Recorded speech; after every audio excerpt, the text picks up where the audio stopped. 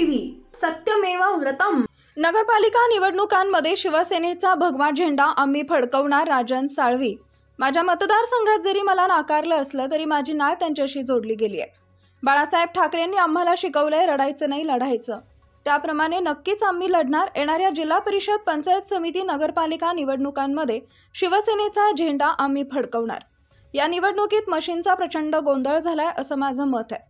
सर्वोच्च न्यायालयाने याबाबतीत योग्य तो निर्णय देईल अशी माझी अपेक्षा आहे। माझ्या मतदारसंघात लोकांचा जो कौल होता त्यानुसार मीच निवडून यायला पाहिजे होतं। मला आशा आहे की शिवसेनेचे जे बालेकिल्ले आहेत त्या ठिकाणी सुद्धा आम्हाला योग्य तो न्याय मिळेल। विधानसभा निवडणुकीचं मतदान जाहीर झालं, मतदान झालं, निवडणुकीचा निकाल लागला। त्या निकालामध्ये महाराष्ट्राचं समोर आलं।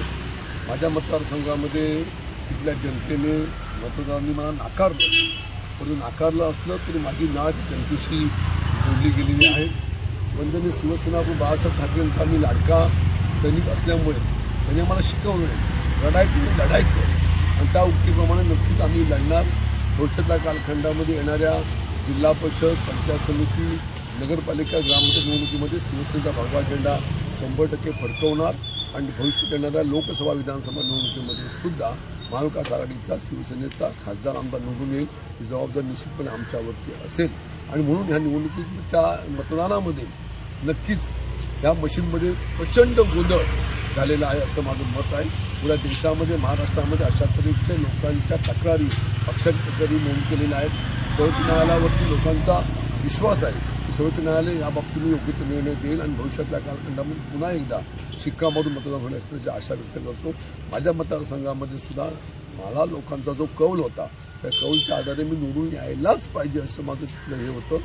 पण ईव्हीएम मशीनच्या माध्यमातून प्रचंड गोंधळ झालेला आहे।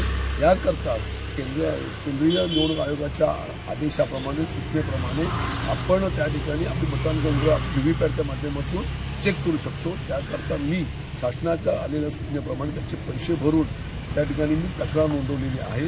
मला आशा आहे की जे मतदारसंघ आमचे शिवसेनेचे बालेकिल्ले, आपले बालेकिल्ले होते त्या ठिकाणी सुद्धा आम्हाला योग्य रीतीने न्याय मिळेल। आणि त्या ह्याच्यामध्ये नक्की गोंधळ झालेला आहे, घोळ आहे असं माझं मत आहे। काही व्हीव्हीपॅटच्या माध्यमातून निश्चितरित्या मला मतं जास्त मिळतील आम्हाला विश्वास आहे। ज्या मोजणी सुरू झाली त्यावेळेला पहिल्या काही तासाभरामध्ये पोस्टल मतांच्या माध्यमातून मी पुढं होतो, नंतर काही काळामध्ये ते मागे मागे परत गेलो। हा पराभव मला मान्य आहे, तो पराभवाने खचून जाणार राजन साळवी नाही आहे। शिवसेनेचं जनतेत देणं लागतो त्या भूमिकेतून निश्चितपणे माझा पुढे कार्यकाळ चालू राहील अशा माझी आशा आहे। नाही हो, पाहिलं तुम्ही देशामध्ये, महाराष्ट्रामध्ये प्रत्येक निवडणुकीमध्ये ह्या मशीनच्याद्वारे गोंधळच झालेला आहे। अनेक लोकांना जे अपेक्षा होत्या त्या अपेक्षेवर निकाल न लागल्यामुळे अनेक लोकांनी त्या ठिकाणी आपला आक्षेप नोंदवलेला आहे।